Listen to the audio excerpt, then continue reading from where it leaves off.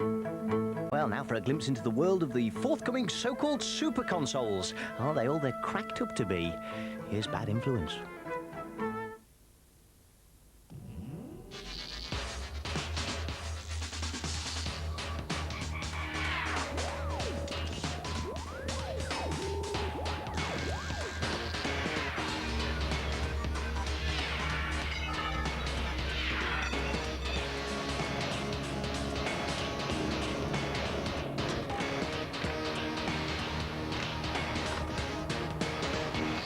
Hello from Bad Influence. In this week's programme, a first look at next year's super console, the Saturn, and the first Saturn game, Virtua Fighter. We'll be reviewing one of the first games for this year's add-on for the Mega Drive, the 32X, Star Wars Arcade. And Z Wright finds out how a New York TV station is using all the latest video techniques for a very serious purpose, to try and stop kids carrying guns into school. Hello, slimy furtlers. Today, important safety tips. First, sound levels while you're playing. Now, it's very important you don't have your TV turned down too low while you're playing, otherwise you might get ear strain. I can demonstrate this most clearly with my first cheat, which is a level skip for Crew Ball on the Mega Drive. Go to the sound test screen and listen to volume level 6. And then press A, C, A, B and start. Then you can skip levels by pressing up and B. Here we go. Level 2, 3, 4. But, furtlers, you may have noticed that I was struggling slightly with that last cheat because I could hardly hear volume level 6. Great danger of ear strain. So, I suggest using one of these, a separate amplifier and speaker setup. I've got 17 ohms, 2,000 watts, and several stages. Right. Whoa!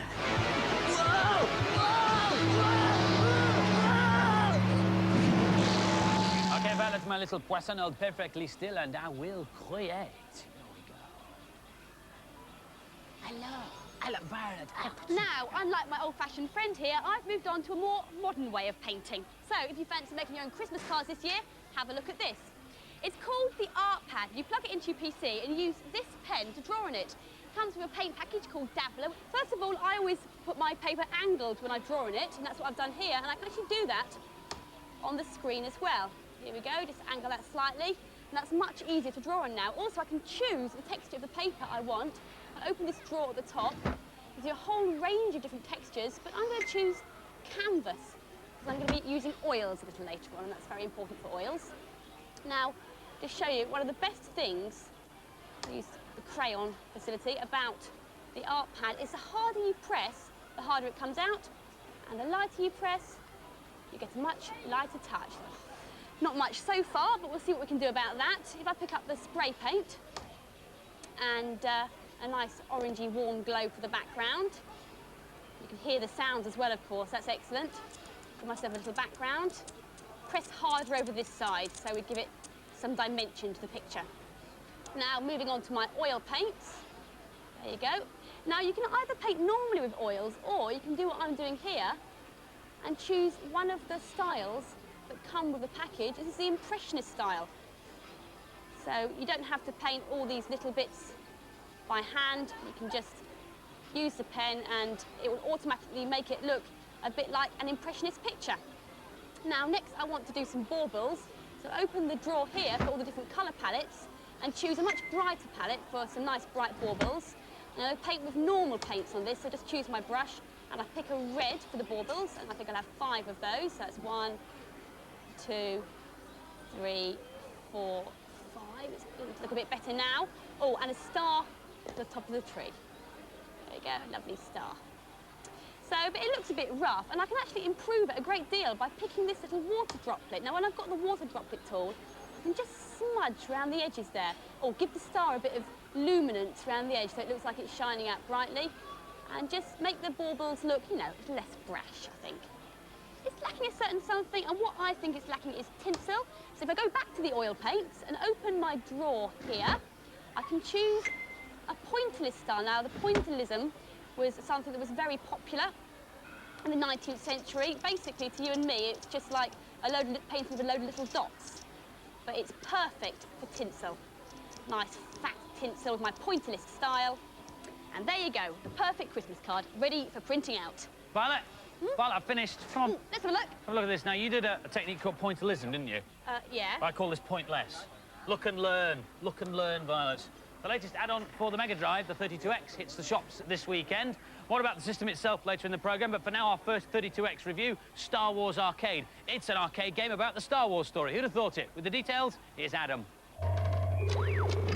With all the hype there's been about the 32X, I would have expected this game to be a lot better, but all it is a waste of a Star Wars license. This differs from the other Star Wars console games, which are platform-based, by using first-person perspective. What really destroys this game is the lack of control of the X-Wing. It's far too sluggish, and you might as well be flying it underwater. And on top of that, there's no pause. All the start button does is change your viewpoint. There's also a two-player mode where one person plays a pilot and the other plays a gunner who uses a smaller gun sight on screen. It's quite fun, but it's not a major selling point of the game. By no stretch of imagination is it worth £60 and £170 to get the system as well. Let's hope the next games that come out are better than this. It's not a bad game, but it's not a great one either. There's nothing really special about it. The gameplay's limited, and the levels are not varied enough. I'm sure it doesn't use the full capabilities of the new hardware. And the scores for Star Wars Arcade, a disappointing 3 out of 5 from the boys and the girls. Hi, and welcome to New York's Times Square. This city's one of the biggest in the world, but it's gotta be, as it's home to the Empire State Building, Madison Square Garden, and the world's second tallest building, the World Trade Center. New York is also home to the hippest, busiest music station in the world, MTV. Welcome. Our name is Maxine. With music videos and promos being shown 24 hours a day, MTV acts as a showcase for some of the hottest computer graphics around. And just a few blocks away, you'll find the offices of RGA, one of the world's biggest Adam film agencies. RGA have worked on some of the biggest movies of all time. They were responsible for the special computer effects behind blockbusters like Demolition Man and this brand new movie called The Shadow.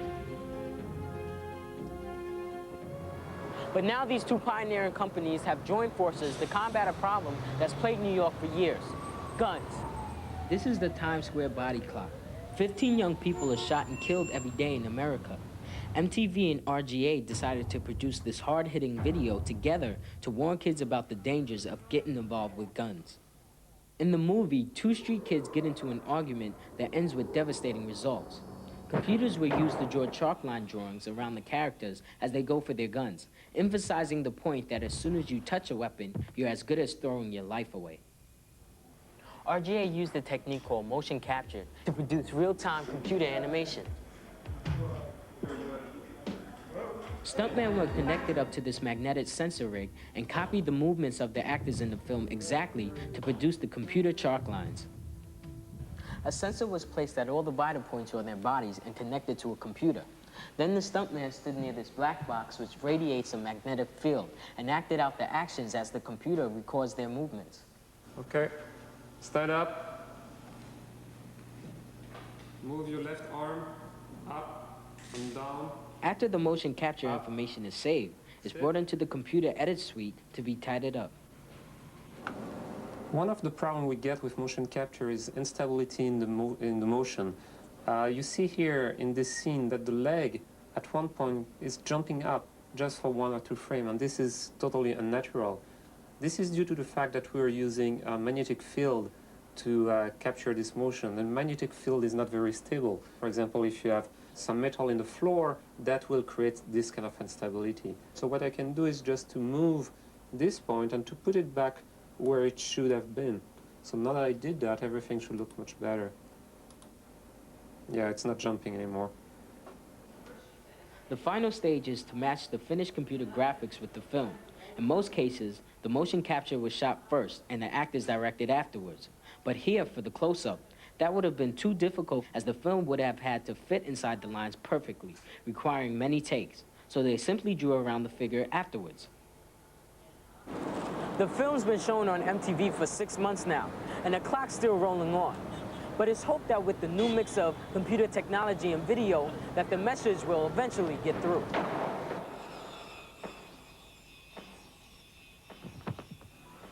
And in the continuing fight against weapons, shops in New York have even stopped stocking toy guns in a bid to combat the problem. Let's hope it helps. Now, for this week's news and previews. Fans of NBA Jam can now play their favourite basketball game in miniature. It's due out on the Game Boy in a couple of weeks' time. Handheld basketball games tend to be a bit duff, but this one's looking good. It's just as fast as the SNES version, all the NBA teams are represented, and all the dunks are in there too. The first TV animation series to be produced entirely on computer starts just after Christmas. Reboot was made on the same supercomputers which brought you the Jurassic Park dinosaurs.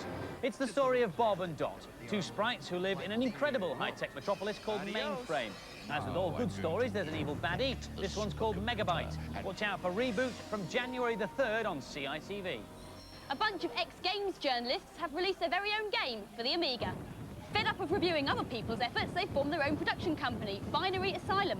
And this is their first offering, Z-Wolf. It's a 3D helicopter shoot-'em-up which looks a bit like the old classic game Virus, but plays a lot like Desert Strike. It's in the shops now.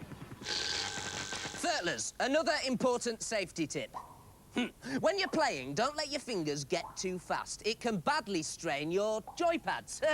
I can demonstrate in this carefully controlled experiment using Super Tennis on the SNES.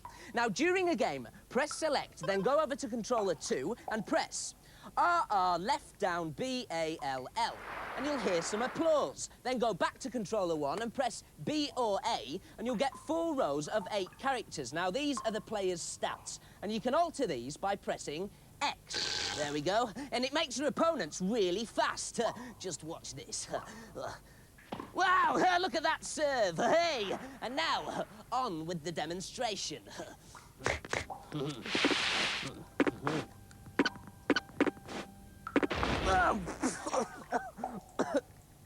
There you go, fellas.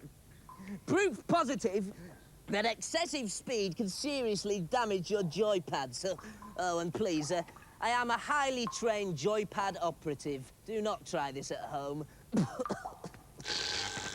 This is the machine everybody's been waiting for, Sega's new 32-bit console, the Saturn. Games come on carts and also on CD. And in Japan, it comes packaged with this one, Virtua Fighter. The 3D polygon graphics bring amazing realism to the fights, and a camera swoops around the fighters so you can watch the action from different angles.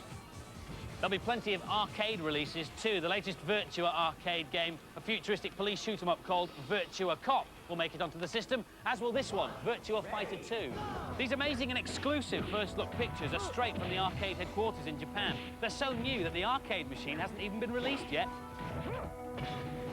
The new version differs wildly from the first and features fully texture-matte 3D sprites and new characters. We'll be comparing the Saturn with the other new consoles, the Ultra 64 and the PlayStation, in a couple of weeks' time.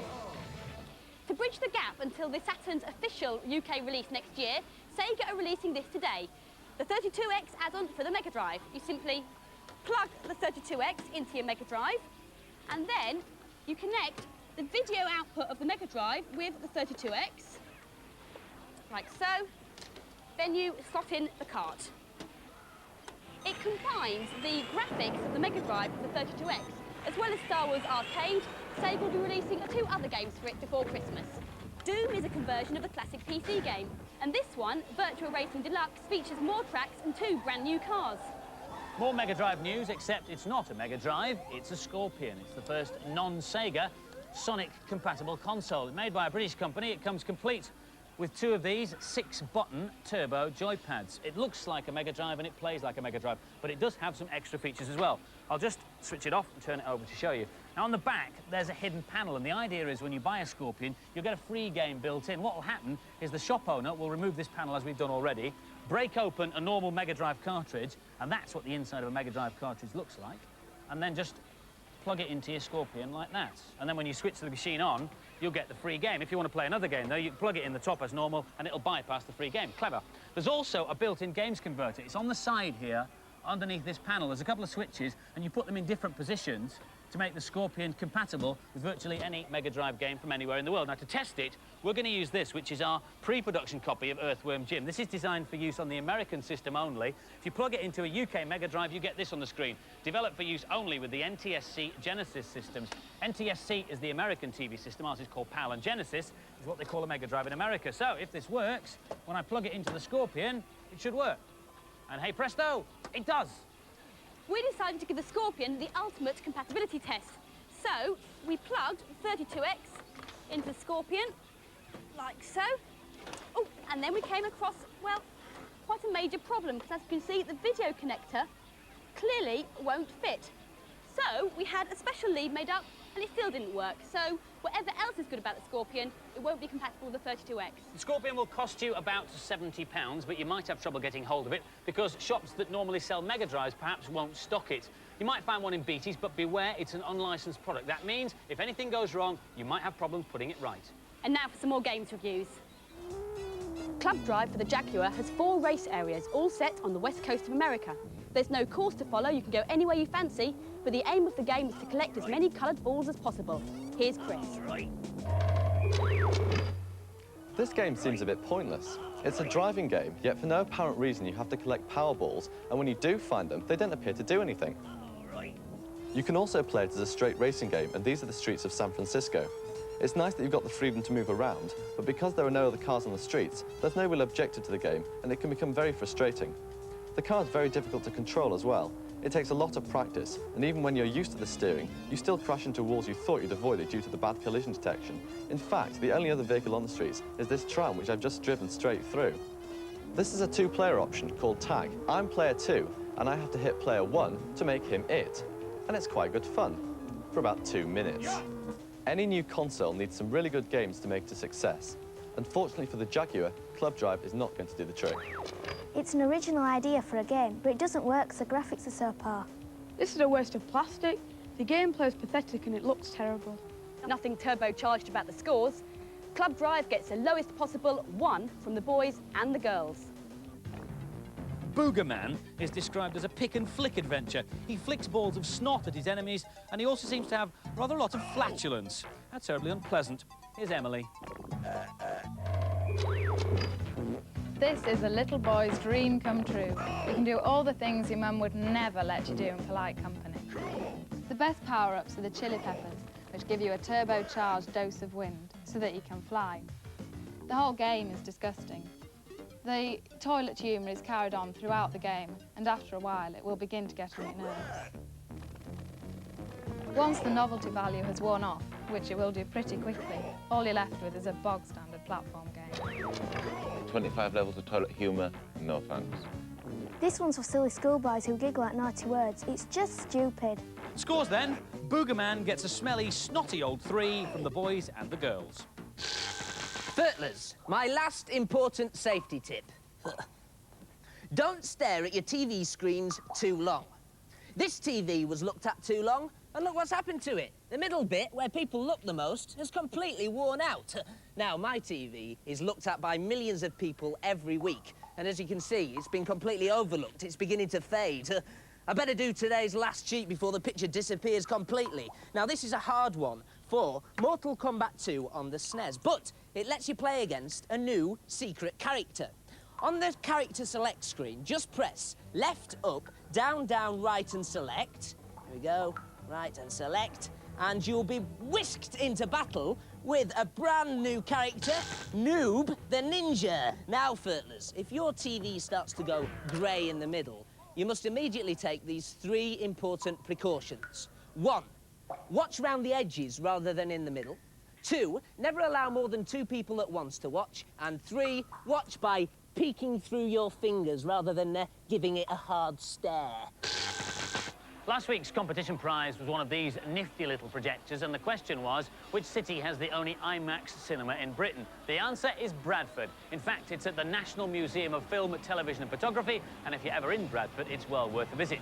Almost 19,000 names were written on our Bad Influence lottery balls, but the name pulled out by our computerised Noel Edmonds was Francis McGugan of London. Well done, Francis. 10 runners-up get Bad Influence Better Than Sleep T-shirts.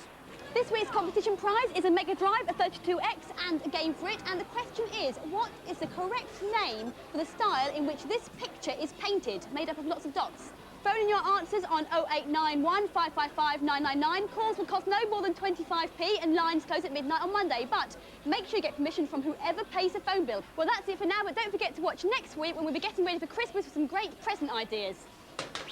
Don't you just love being in control? Hope you enjoyed the programme. We'll leave you with another mega exclusive look at Virtua Fighter 2. Oh, be quiet, Violet. Ready, go!